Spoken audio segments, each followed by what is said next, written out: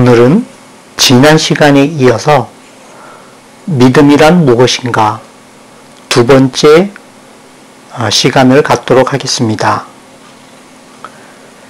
믿음이 강조되는 이유는 무엇일까요? 믿음이 강조되는 이유는 죄책감 때문입니다. 의 핵심은 구원입니다. 종교의 교리는 이 구원을 이루는 계획 및 구원에 이르는 과정을 정리한 것입니다. 구원에 이르는 과정에서 최돌은 죄와 죄의 결과인 죄책감입니다. 죄는 창조주 신의 성품인 사랑과 정의의 잣대로, 즉 율법을 기준으로 우리를 쟀을 때 우리 행위가 벗어나는 것을 말합니다. 즉 율법은 울타리와 같아서 경계를 두르므로 그 안에 머물면 안전하고 벗어나면 위험해집니다. 물론 여기서 울타리 안쪽은 하나님의 은혜가 머무는 곳입니다. 우리가 죄책감에 쉽게 사로잡히는 까닭은 우리 마음속에 남아있는 양심, 즉 선한 마음 때문입니다.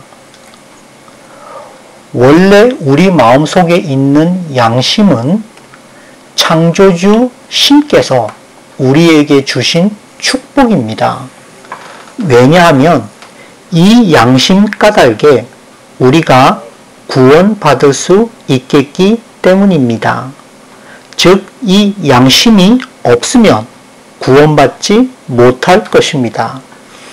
왜냐하면 우리는 구원받기 위해 우리를 구원으로 안내하는 등대인 우리 양심을 삶 속에 잘 개발해야겠지만 바로 죄가 죄책감으로 우리를 사로잡아 옴짝달싹 못하게 짓누르기 때문에 비록 우리가 율법의 경계를 벗어났다가 되돌아온 후일지라도 만약 우리가 지난 죄의 문제를 해결하지 못해 쩔쩔매며 이 죄책감으로부터 깨끗이 벗어나지 못하면 우리 양심을 괴롭히는 이 죄책감으로부터 벗어나려고 발버둥 치다가 자칫 손쉬운 해결 방법으로 어둠 속에 시끄럽게 울리는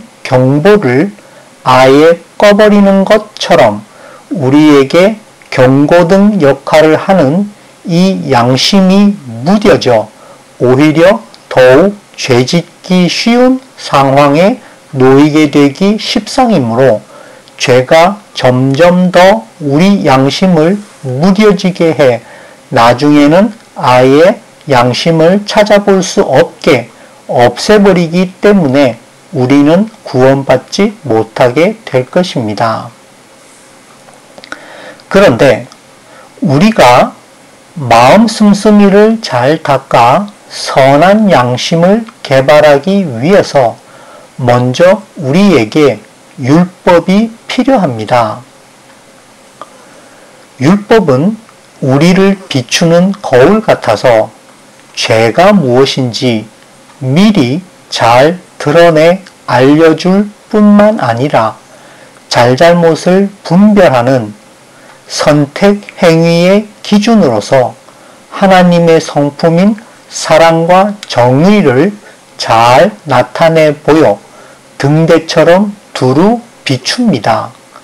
그러므로 율법은 단지 보고 이해하라고 주신 것이 아니라 힘써 지키라고 주신 것입니다.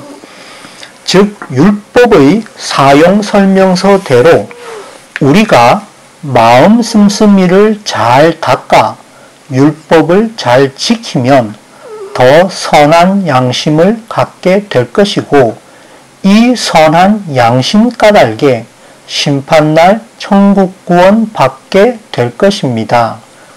왜냐하면 천국은 선한 양심을 가진 분들만이 가는 곳이기 때문입니다.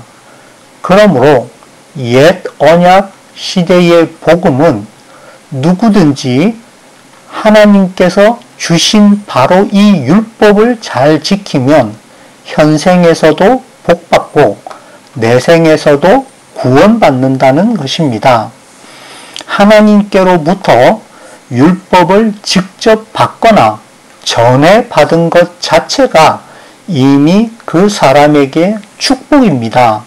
그러나 율법을 아는 것만으로는 복받지 못하고 반드시 아는 대로 실천해야 복받습니다.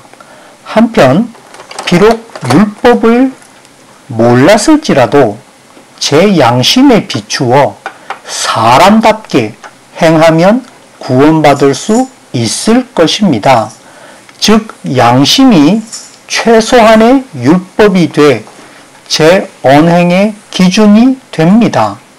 물론 새 언약 시대에 속한 사람들은 누구나 그리스도 예수님의 복음대로 믿은 사람들만 구원받을 수 있을 것입니다. 그래서 오직 은혜, 오직 믿음의 복음인 것입니다. 그러나 그럼에도 불구하고 비록 남들은 아무도 모르고 오직 나만 아는 죄일지라도 이미 지은 죄 때문에 우리 마음속에 남아있는 양심 까닭에 선한 마음에 찔려 쉽게 죄책감에 사로잡히고 무거운 죄짐에 눌려 심한 경우 빠져나오질 못해 앞으로의 삶 속에 율법 준수는커녕 더 이상 긍정적인 삶도 계획대로 살 수 없게 될지 모릅니다. 왜냐하면 죄는 하나님과 우리 사이를 멀어지게 하는 나쁜 짓이고 악한 영들이 세상신이 된 세상에서 더 깊이 죄의 굴레로 우리를 옥죄 끌어가므로 제 힘만으로 쉽게 빠져나올 수 없는 무서운 것이기 때문에 이런 죄책감에 사로잡혀 옴짝달싹 못하게 된 경우 비록 죄값을 치르기 위해 자원해서 고행할지라도 결코 죄의 문제를 스스로 해결할 수 없을 뿐만 아니라 오히려 죄와 양심 사이에 적당히 타협해 위선자로 되기도 십상입니다.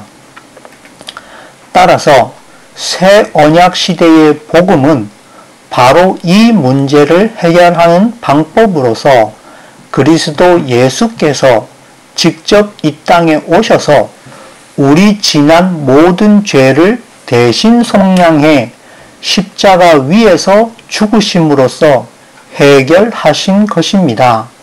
그러므로 죄책감에 사로잡혔던 사람들이 제 지난 모든 죄를 그리스도 예수님께서 십자가 위에서 대신 속량하셨기 때문에 이제 나는 더 이상 죄인이 아니라 의롭게 됐음을 믿을 때 오직 믿음으로써 이 죄책감에서 온전히 벗어날 수 있을 뿐만 아니라 죄로부터도 벗어나 의인이 될 것입니다.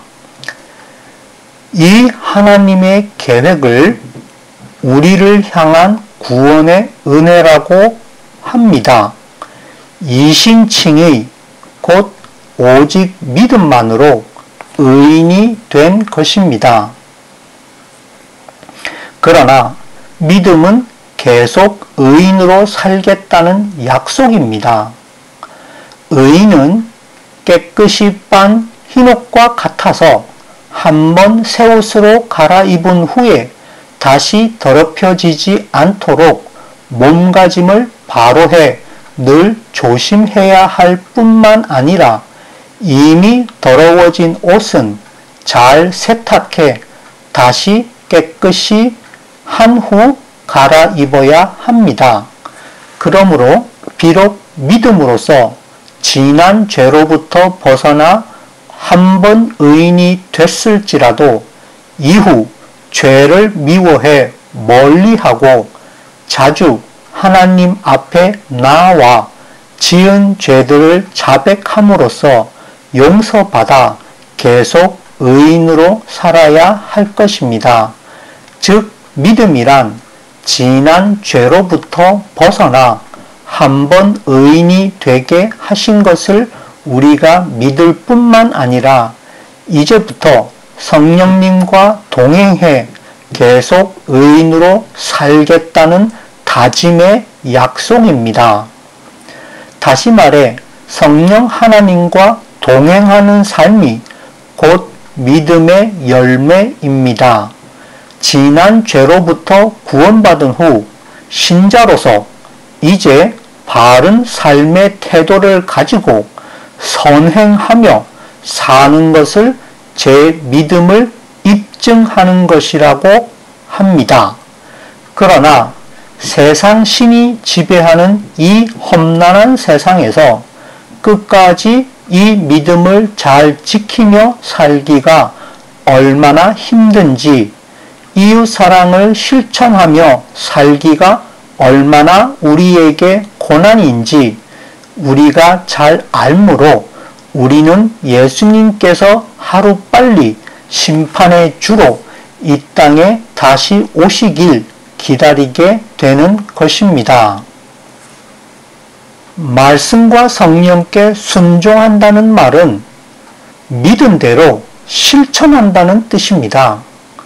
우리에게 말씀을 주시는 까닭은 우리가 말씀을 읽고 묵상할 때 성령께서 주시는 지혜로 인해 하나님의 계획과 우리를 향한 소원이 무엇인지 우리가 깨달아 알게 하시려고 했기 때문입니다.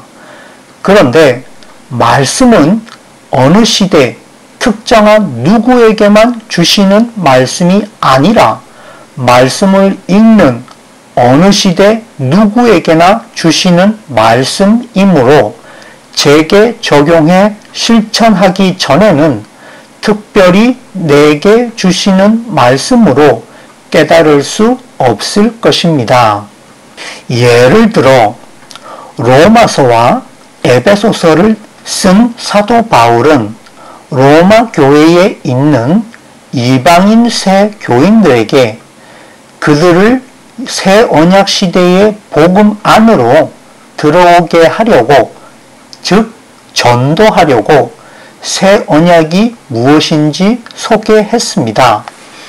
즉 자기 선행의 의가 아니라 오직 우리 믿음으로 인해 우리를 의롭게 만드셔서 구원에 이르게 하시는 하나님의 은혜를 강조해 설명했습니다.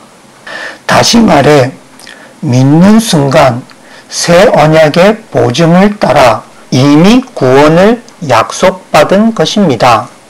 그리고 이 새 언약 보증은 그리스도의 피로 세운 보증이므로 믿을만하고 성취가 확실합니다.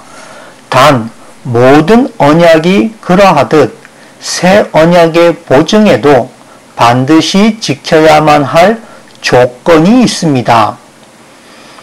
믿음은 새 언약 보증서에 우리가 도장을 찍은 것과 같고, 순종은 보증서에 실린 약속 이행 의무를 우리가 성실히 준행하는 것과도 같다고 하겠습니다.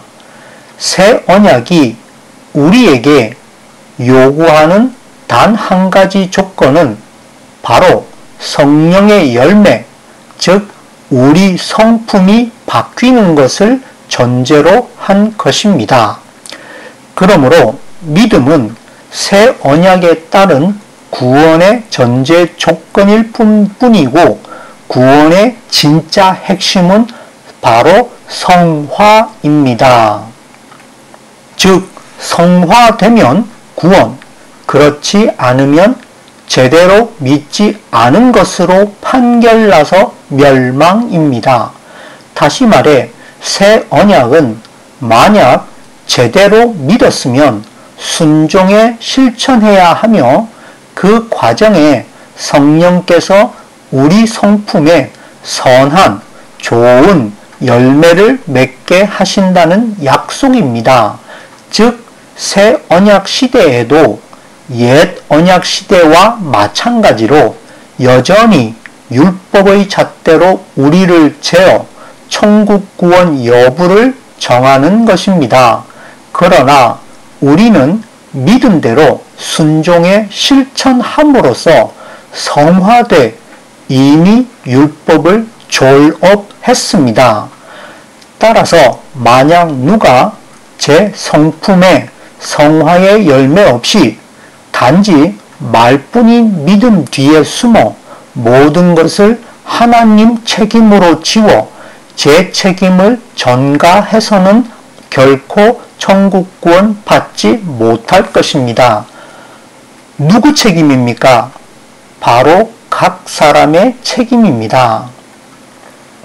그러므로 이미 믿음 안에 들어온 신자들이 순종의 노력 없이 새 언약을 따라 교회 안에 갓 들어온 새 신자들에게 복음의 전제 조건인 이신칭의를 올바로 소개해 전하기 위해 사도 바울이 쓴 로마서와 에베소서를 여전히 붙들고 오직 믿음으로 의롭게 된다거나 더 나아가 심지어 오직 믿음으로 구원받는다고까지 주문처럼 외워서는 제 성품의 성화의 열매를 맺을 수 없을 것입니다.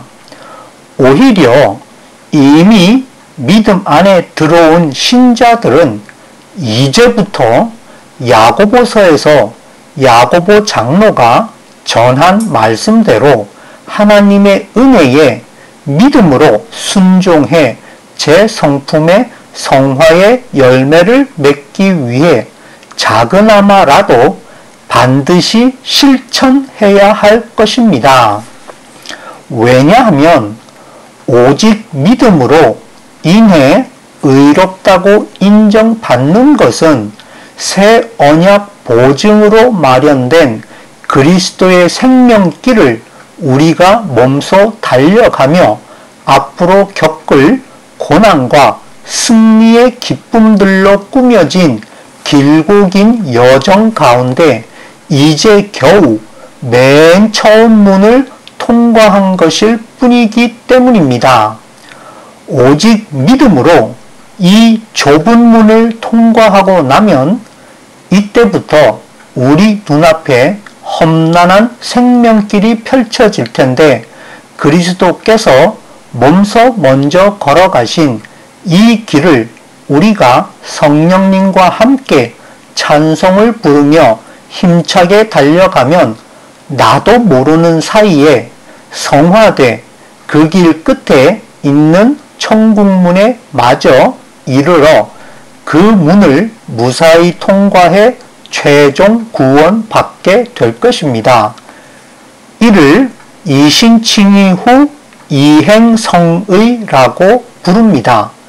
그러나 만약 이 온 과정의 첫 단계에 지나지 않는 좁은 문 앞에 서서 오직 믿음만으로 구원받는다고 말로만 고백하며 친히 그 문을 통과하지도 않고 순종의 생명길을 힘써 달려가지도 않으면 어느 누구든지 그 다른 쪽 끝에만 있는 천국문에까지 결코 이룰 수 없을 것입니다. 다시 말해 새 신자들에게 오직 믿음만을 강조하는 것은 새 언약에 따른 구원의 전제 조건인 이신칭의의 복음을 바르게 전한 것이 맞지만 이미 믿어 복음 안에 들어온 신자들에게까지 이제부터 몸소 생명길을 잘 달려가야 하는 순종을 가르치지 않고 여전히 오직 믿음만을 강조하며 우리 쪽에서 반드시 지켜야만 할 약속 이행 의무 조항에 대한 아무 설명 없이 결코 취소될 수 없는 영원한 구원을 이미 받았다고 새 언약 보증을 잘못 가르치는 것은 이미 믿어 복음 안에 들어온 신자들이 우리 눈앞에 펼쳐진 고난과 승리의 기쁨들로 꾸며진